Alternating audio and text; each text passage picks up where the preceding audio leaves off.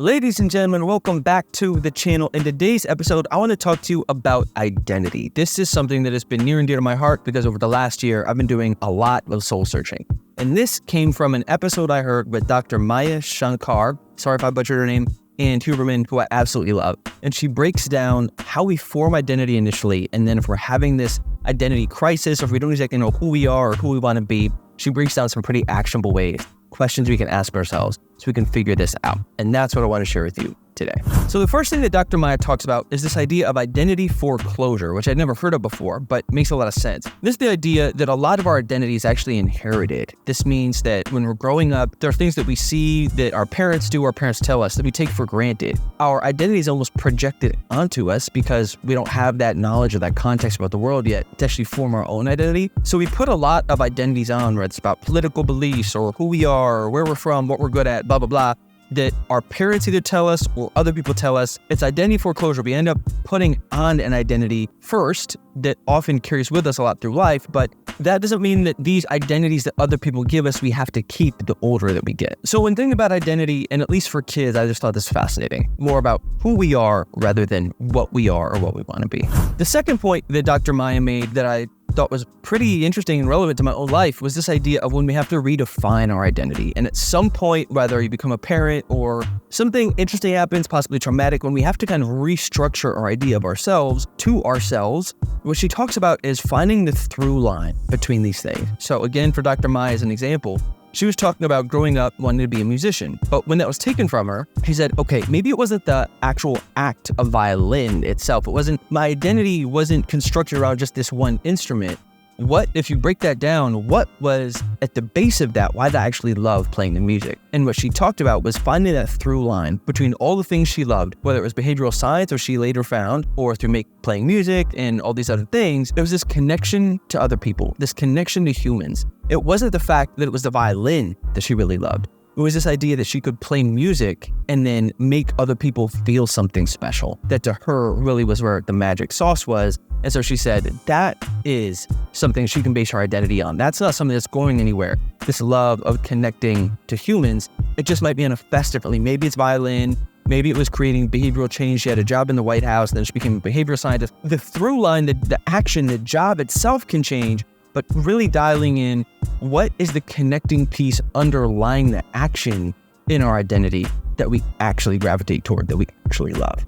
The third point that Dr. Maya made that I think was really relevant to finding our identity or reworking our identity was this idea of approaching with curiosity. So for Dr. Maya, it was the violin. For me, it was also musical related. You know what? I don't know what it is for you, but if you're letting something go, if you're starting a new chapter of your life, that you don't have to find something that you absolutely love right off the bat. It doesn't mean that it has to be due to a strengths finder and it's something you're really good at right from the jump. What she recommends is just approaching things with curiosity, saying, am I curious to know more about this? With Dr. Maya in her story, she ended up finding a book on her dad's bookshelf. I think it was by the psychologist Steven Pinker.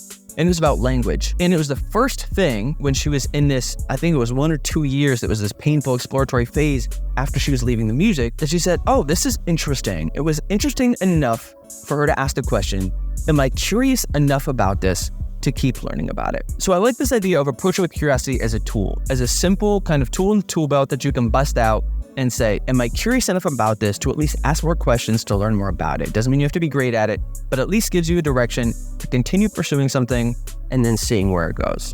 So I thought that was cool. The fourth point that Dr. Maya made was about feedback. And this is helpful because we all know feedback's important and you need feedback to grow, but it can be really difficult to hear sometimes. And for myself, thinking about this, one of the nice parts about feedback is that it helps you with your blind spots. I had a business coach once. He told me, you can't read the ingredients from inside the jar. And that really stuck with me because we're so close to our ego that we might not be able to see, one, our greatest strengths, or two, our greatest weaknesses. So if you can get that perspective by either doing exercises yourself or by asking other people, they can often point out to you weak spots, strengths, places that they give you perspective you wouldn't be able to arrive on your own.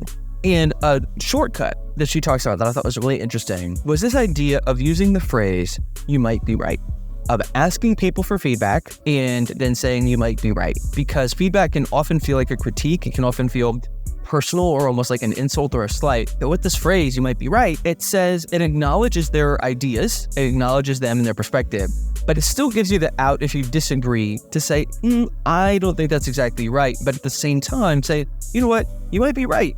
What I like about this phrase is I feel like it kind of gives us that option to accept what the other person is saying, the gems they're offering us, the feedback they're offering us, without having to take it hook, line, and sinker. Because sometimes other people's perspective might not be the best. It depends on who you're asking what they think, where they're at, but it at least gives us a little bit more of an acceptance to it. It gives us it puts us in the mindset, the mind frame to accept it or at least take it for what it is. Maybe not all of it's great, but if there are some gems in there, take them for what they're worth.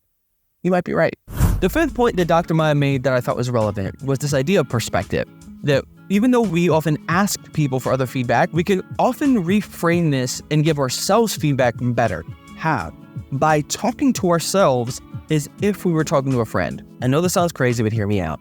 What she recommends is talking to yourself in the third person. So for myself, I'd say, okay, Kia, what do you want to do? How do you want to reach this goal? And it almost removes us from, like I said, from that close part of ego. It almost gives us a little bit more perspective so we can see ourselves and then talk to ourselves like we would a friend. I know this happens to you. It happens to me all the time. You'll talk to friends. They're stuck in a relationship or doing something stupid over and over. And I'm like, why do you keep doing this? And it's myself, I do this too. It's because we're too close to our own perspective. And by the simple reframe, talking to ourselves, you ever notice this? You give such good advice to friends, but it can sometimes be really difficult for you to take it or take your own advice or even to see what your own weak spots are. It's because we have that perspective. And so if we can reframe that for ourselves, that's another tool that we can use in order to treat ourselves like a friend, give ourselves feedback and perspective like we would a friend. The last point, this is insane. She was talking about how much we struggle with uncertainty as human beings. And this I thought was this study blew my mind. So in this study, they attached people to I think it was like a dog shock collar or something like that. So they could get shocked, but it wasn't anything super crazy. The difference was whether they would shock them 100% of the time or 50% of the time. And the people preferred to be shocked 100% of the time, which is crazy because you're getting potentially half as many shocks. But really what this speaks to is how much we dislike uncertainty. Because if we're going to get shocked every time, we can go into that mental zone of okay, here it comes. You can have your pep talk with yourself, get into that mode and get ready for it. But if it's only 50% of the time, it's you give yourself a pep talk and you get into it and nothing happens. And you're like, oh, that's weird. And then you get shocked out there and you're like, wait a minute. There's this element to this of how predictable we really are, so unpredictable and so predictable at the same time. This is why I think growing in your life and embracing new identity can be so difficult, is because we just are adverse to change, period, especially uncertainty. So if you're in a point in your life and it feels difficult, again, this is notes to self as much for me as it is for you. Think about this study. How can we embrace the change and say, let's say we're getting shocked 100% of the time, change is going to happen, period. That's the only steady part of life. That's the only sure thing in life is change. So how can we approach this with we're getting shocked 100% of the time, saying it's going to happen, I'm going to embrace it and be ready for it when it does. So to recap, a lot of our identity is given to us, but that doesn't mean we have to take it with us for our entire lives. Our identity is more flexible than we think. Let's ask for feedback. You might be right. If we don't have anyone we want to ask, we can ask ourselves, give ourselves a third person perspective, and at the same time, understand that change is inevitable. And the point is to embrace it, know what's going to happen, and come at it with an open mind, because that's the only thing you're guaranteed in this life other than death and taxes. Thank you so much for tuning in. I appreciate it. I'll check you on the next one. Peace.